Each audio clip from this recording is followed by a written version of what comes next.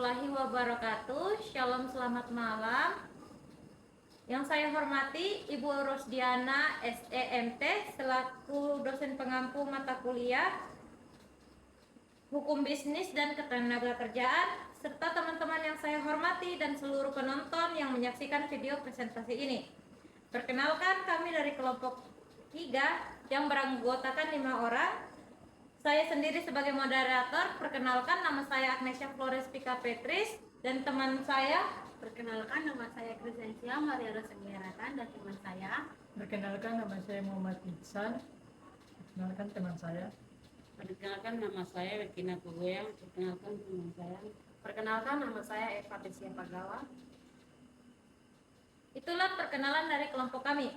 Pada kesempatan kali ini, kami akan mempresentasikan materi yang berjudul Analisis Hukum Pemutusan Hubungan Kerja, Syarat Sah dan Tanggung Jawab Perusahaan.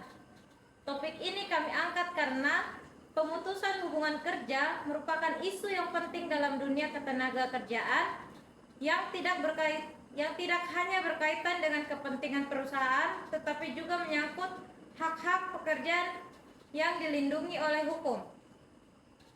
Oleh karena itu, melalui presentasi ini, kami akan membahas syarat-syarat sah terjadinya PHK serta tanggung jawab perusahaan berdasarkan ketentuan hukum yang berlaku di Indonesia. Selamat menyaksikan presentasi kami.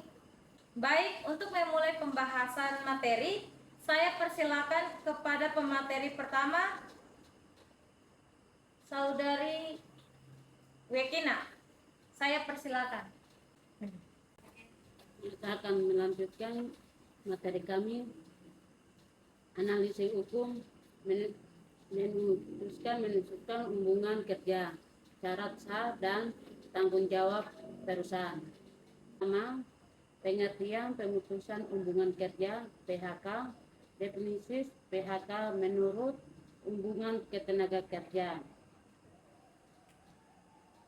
Pemutusan hubungan kerja (PHK) adalah berakhirnya hubungan kerja antara pekerjaan buruh dengan pengusaha karena alasan tertentu yang mengakibatkan berhentinya hak dan kewajiban kedua belah pihak. Dari selanjutnya, penyebab terjadinya PHK. Faktor yang mempengaruhi pemutusan hubungan kerja PHK. Faktor perusahaan atau pengusaha. Perusahaan melakukan pihak karena alasan internal, efisien, kerugian terus menerus, penutup usaha dan perusahaan tersebut atau pemindahan lokasi. Yang kedua, faktor kerja buruh. PHK terjadi karena pelanggaran aturan berat, tidak masuk terjadi tahap alasan sah, tidak mampu mengerjakan tugas atau melanggar perjanjian kerja. Selanjutnya yang faktor yang ketiga, faktor keadaan luar paksa.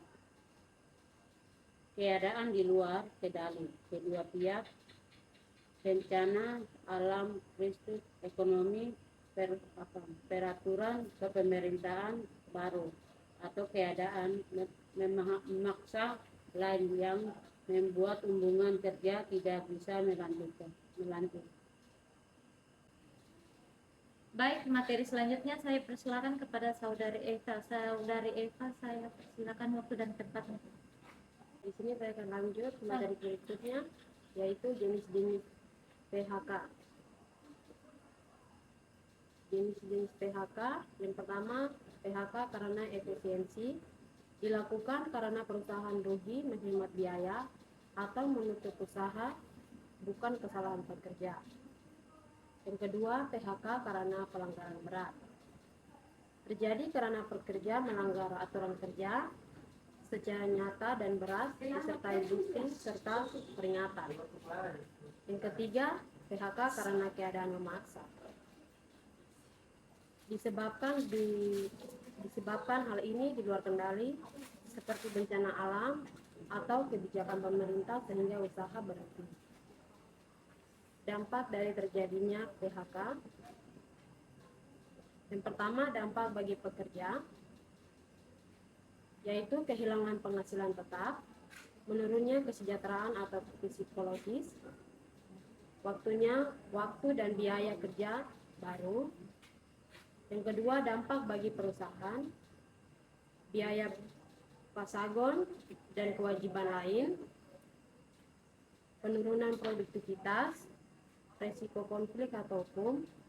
Baik, saya persilakan kepada pemateri selanjutnya, yaitu saya berikan kepada Saudari Crescencia. Baik, di sini saya akan menjelaskan dasar-dasar hukum PHK tentang ketenaga kerja. Yang pertama yaitu Undang-Undang Nomor 6 Tahun 2023. Undang-undang ini dikenal sebagai Undang-Undang Cipta Kerja, berfungsi menggantikan dan memperbarui ketentuan yang ada pada Undang-Undang Nomor 13 Tahun 2023.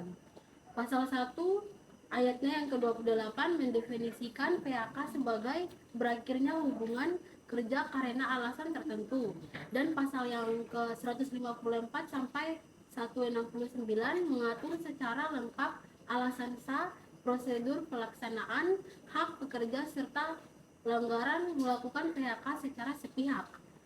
Inti dari pasal ini adalah yaitu fokus utamanya untuk melindungi hak pekerja sekaligus mewajibkan musyawarah dan penyelesaian perselisihan sebelum hubungan kerja diputus.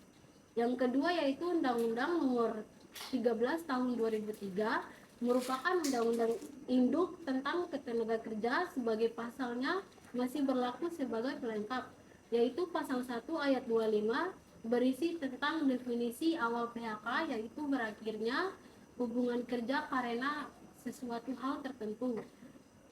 Isi lainnya juga mengatur prosedur pelaksanaan lembaga penyelesaian perselisihan serta besaran hak yang harus diterima pekerja.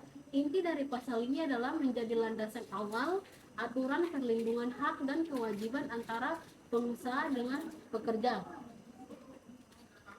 Baik, slide yang berikutnya yaitu syarat sah PHK. Yang pertama yaitu ada alasan yang sah.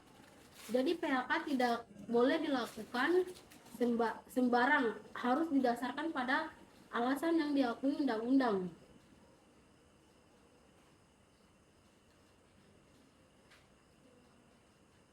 Yang kedua yaitu mendapatkan keputusan lembaga penyelesaian perselisihan hubungan industrial atau LPBI.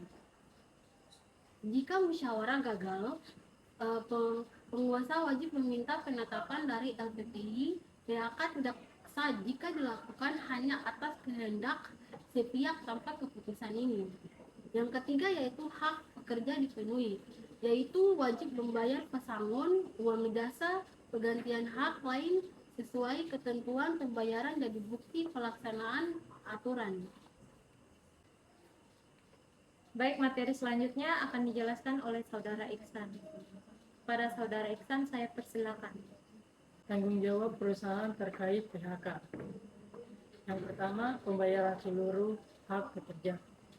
Wajib melunasi pesangon, uang jasa, dan penggantian hak lainnya sesuai ketentuan undang-undang sebelum pekerja benar-benar berhenti bekerja. 2. Menyampaikan alasan disertai bukti. Memberikan penjelasan tertulis mengenai alasan PHK yang sah serta melampirkan bukti pendukung yang nyata dan dapat dipertanggungjawabkan. 3. Tidak melakukan tindakan yang merugikan pekerja. Dilarang memberikan tekanan atau perlakuan diskriminatif. Jika melanggar perusahaan wajib menanggung risiko hukuman yang timbul. Kesimpulannya, PHK dinyatakan sah apabila memenuhi syarat yang tegas. Ada alasan yang diakui undang-undang, telah dilakukan musyawarah secara baik, serta mendapatkan penempatan lembaga penyelesaian perselisihan jika tidak tercapai kesepakatan, perusahaan memikul tanggung jawab yang penuh untuk menaati seluruh prosedur yang berlaku, menyampaikan alasan disertai bukti nyata, serta melunasi seluruh hak pekerja berupa pesago, uang jasa, dan penggantian hak lainnya. Artinya, PHK bukanlah kebebasan sepihak yang bisa dilakukan sembarangan, melainkan tindakan yang terikat ketat aturan hukum guna menjaga keseimbangan sekaligus melindungi kepentingan dan hak kedua belah pihak. Demikianlah presentasi yang dapat kami sampaikan mengenai analisis hukum pemutusan hubungan kerja, syarat sah dan tanggung jawab perusahaan. Kami menyadari bahwa dalam penyusunan maupun penyampaian presentasi ini terdapat kekurangan dan keterbatasan. Oleh karena itu, kami memohon maaf apabila terdapat kesalahan baik dalam segi penyampaian materi maupun informasi yang kami sajikan. Kami juga sangat mengharapkan kritik dan saran yang membangun dari Ibu Rosdiana SMT selaku dosen pengampu mata kuliah, teman-teman sekalian, serta seluruh penonton yang telah menyaksikan video ini. Kritik dan saran tersebut akan menjadi bahan evaluasi bagi kami untuk menjadi lebih baik di masa mendatang. Terima kasih atas perhatian dan waktu yang telah diberikan. Wassalamualaikum warahmatullahi wabarakatuh. Shalom, selamat malam.